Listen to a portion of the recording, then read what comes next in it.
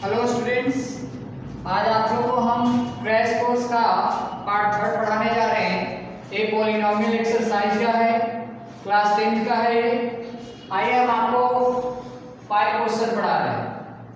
Find the zeros of the polynomial fx is equal to 2 root 3x square minus 5x plus root 3 and verify the relationship between its zeros and coefficients।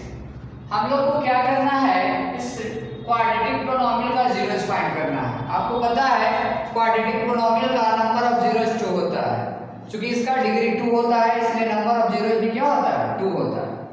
तो चलिए इसको factorisation करके इसका दो value find करेंगे तो हम लोग को जीरोस फाइंड हो जाएगा। And verify the relationship between its zeros and coefficient, और इसके जीरोस और कोएफिशिएंट के भी रिलेशन फाइंड करना है। आइए ध्यान दीजिए। सबसे पहले इस क्वेश्चन को हम क्या कर दिए, इक्वल टू 0 कर दिए। अब इसको क्या करते हैं, क्वाड्रेटिक एक पॉलिनोमियल है तो इसको हम लोग स्प्लिटिंग द मिडिल टर्म से क्या इसका फैक्टराइजेशन करेंगे। ध्यान दीजिएगा, आपको पता है कि एक्सटर्नल टर्म का प्रोडक्ट करते हैं। 2 रूट 3 और रूट 3 को मल्टीप्लाई करेंगे ना तो क्या आएगा 6। अब 6 को दो पार्ट में ब्रेक करना है। ऐड करने पर ये मिडिल टर्म आना चाहिए और मल्टीप्लाई करने पर 6 आना चाहिए। तो देखिए तो 5x को दो पार्ट में ब्रेक किया, -3x और -2x। ऐड करने पर -5x आ रहा है और ये दोनों को प्रोडक्ट करेंगे तो माइनस माइनस प्लस 3 2 जा 6x स्क्वायर आ रहा है। बिल्कुल सही बात है, जो एक्सटर्नल टर्म के प्रोडक्ट के इक्वल है। रूट 3 में रूट 3 से करेंगे 3 और 3 2 जा 6x स्क्वायर। चलिए तो ये मेरा यहाँ पे splitting the middle term clear है। आगे बढ़ते हैं, ये दोनों में कॉमन लेते हैं। रूट 3 का मतलब क्या होता है, रूट 3 इंटू रूट 3। इसका मतलब रूट 3 यहाँ भी है, रूट 3 यहाँ भी है। ये दोनों में हम रूट 3 कॉमन ले लिए और साथ ही साथ x कॉमन ले लिए। तो रूट 3x यहाँ कॉमन ले लिए तो यहाँ क्या हो गया, बच गया 2x माइनस यहाँ रूट 3x कॉमन ले लिए। 3 का मतलब होता है रूट 3 इंटू रूट 3, तो एक रूट 3 कॉमन ले लिया, x ले लिया, तो यहाँ क्या बचा रूट 3। अब यहाँ कुछ नहीं कॉमन है तो हमने क्या किया, -1 कॉमन ले लिया, तो ये माइनस क्या बन जाएगा प्लस, और प्लस क्या बन जाएगा माइनस।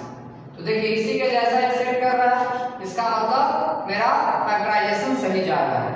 चलिए आगे बढ़ते हैं। अब ये दोनों सेम जैसा है तो ये दोनों पार्ट में मैंने 2x माइनस रूट 3 कॉमन ले लिया, तो यहाँ क्या बच गया रूट 3x और यहाँ क्या बच गया -1 इक्वल टू 0। और आपको पता है कि दो का प्रोडक्ट अगर 0 होता है तो सेपरेट 0 होता है। इसके इक्वल टू भी 0 कर दिए और इसके इक्वल टू भी क्या कर दिए 0 कर दिए। और यहाँ से हम x का वैल्यू फाइंड करेंगे। 2x इक्वल टू क्या हो गया, माइनस इस तरफ आएगा तो क्या होगा प्लस, तो x इक्वल टू इनटू है तो इधर क्या हो गया division. Similarly root 3x minus 1 equal to 0, तो रूट 3x इक्वल टू क्या हो गया माइनस प्लस में कन्वर्ट हो गया और x इक्वल टू क्या होगा इनटू तो डिवीजन में आ गया। इसका मतलब दो जीरोस फाइंड हो गया। और इसमें देखिए दो रिलेशन होता है बच्चे, एक होता है sum of zero alpha plus beta और एक होता है product of zeros alpha into beta. तो देखिए अल्फा प्लस बीटा, और हम लोग को अल्फा ए आया बीटा ए आया, तो दोनों को ऐड करते हैं। 2 रूट 3 का आंसर 2 रूट 3 हो गया, 2 से डिवाइड कीजिएगा तो रूट 3 में रूट 3 से मल्टीप्लाई कीजिएगा 3 प्लस रूट 3 में रूट 3 से डिवाइड कीजिएगा 1 रूट 3 में और रूट 3 से इस नंबर में डिवाइड कीजिएगा 2 रूट 3 में तो 2 आएगा, 2 में 1 से मल्टीप्लाई कीजिएगा तो क्या आएगा 2 आएगा, तो क्या हो गया 5/2 रूट 3। अब देखिए फार्मूला में होता है अल्फा प्लस बीटा का एक फार्मूला होता है -b/a। अब इसको हम सेट करते हैं, माइनस आना चाहिए, यहाँ तो माइनस तो नहीं है, इस प्लस को माइनस इंटू माइनस लिख सकते हैं, +5 को माइनस इंटू -5 लिख सकते हैं, तो सेट हो गया। माइनस फार्मूला में हो गया b के तरह देखिए तो क्या है, देखिए x स्क्वायर का कोएफिशिएंट a होता है, x का कोएफिशिएंट b होता है और कांस्टेंट टर्म c होता है। तो देखिए b के जगह क्या शो कर रहा है -5, तो माइनस पहले से था, अब -5 किसके जगह b के जगह, तो माइनस फार्मूला में हो गया। अब b के जगह क्या है -5, तो b लिख दिया। a के जगह देखिए क्या है 2 रूट 3 तो a लिख दिए, तो -b/a relation between coefficient and 0 हो गया। सिमिलरली प्रोडक्ट ऑफ जीरोस करते हैं।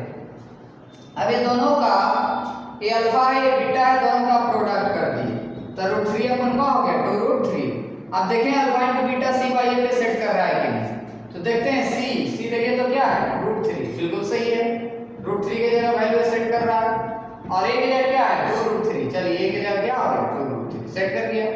यही relation between coefficient and zeros हो गया। चलिए आगे बढ़ते हैं। Question number 6, find the quadratic polynomial sum of which zeros is 8 and their product is 12। हम लोग को क्वाड्रेटिक पोलिनोमियल फाइंड करना है और इसका सम ऑफ जीरोज गिवन है। Sum of zero means alpha और बीटा को आप जीरो सपोज करते हैं, तो sum of zero alpha plus beta equal to कितना गिवन हो गया 8 एंड देयर प्रोडक्ट इज 12। तो अल्फा और बीटा को आप जीरो सपोज कर रहे हैं, तो अल्फा इनटू बीटा क्या गिवन है 12। तो देखिए क्वाड्रेटिक पोलिनोमियल का एक फार्मूला होता है, क्या होता है x square minus alpha plus beta into x plus alpha into beta, याद रखिएगा। तो x square minus alpha plus beta क्या गिवन होगा सम ऑफ जीरो इज 8 हो गया 8 into x plus alpha into beta यानी प्रोडक्ट क्या दे दिया है अल्फा इंटू बीटा 12, ये आपका क्या हो गया क्वाड्रेटिक पोलिनोमियल फाइंड हो गया। चलिए 7 नंबर क्वेश्चन पढ़ते हैं। If alpha and beta are the zeros of the polynomial fx is equal to 5x square minus 7x plus 1, find the value of 1 by alpha plus 1 upon beta। देखिए बच्चे एक quadratic polynomial given है और बोला जा रहा है कि अल्फा और बीटा इस पोलिनोमियल का जीरोज है, तो हमको 1 upon alpha plus 1 upon beta का वैल्यू बताइए। देखिए एक तो इस क्वेश्चन को ऐसे भी डील कर सकते हैं, अगर एक फैक्टराइजेशन होकर x का दो वैल्यू आता है तो अल्फा और बीटा पुट करके और यहीं पे वैल्यू को सॉल्यूशन कर दीजिए। एक सेकंड टेक्निक है बाय फार्मूला जो बेहतर मेथड है, तो चलिए दोनों को लेकर चलते हैं। इसका एलसीएम लिए अल्फा इंटू बीटा, अल्फा से डिवाइड करेंगे आ गया बीटा, बीटा में 1 से इंटू करेंगे बीटा प्लस बीटा से डिवाइड करें अल्फा आ गया, अल्फा में 1 से मल्टीप्लाई करेंगे अल्फा आ गया, और अल्फा प्लस बीटा का फार्मूला होता है माइनस बी अपॉन ए। देखिए यहां फार्मूला रिलेटेड किया हुआ है, और अल्फा इंटू बीटा का फार्मूला होता है c by a equal to, अब देखिए डिवीजन का साइन है तो minus b by a into division जैसे ही इंटू में ब्रेक होता है ना तो c बाई ए क्या हो जाएगा a अपॉन c हो जाएगा, a कैंसिल हो गया माइनस b अपॉन c यहाँ बच गया।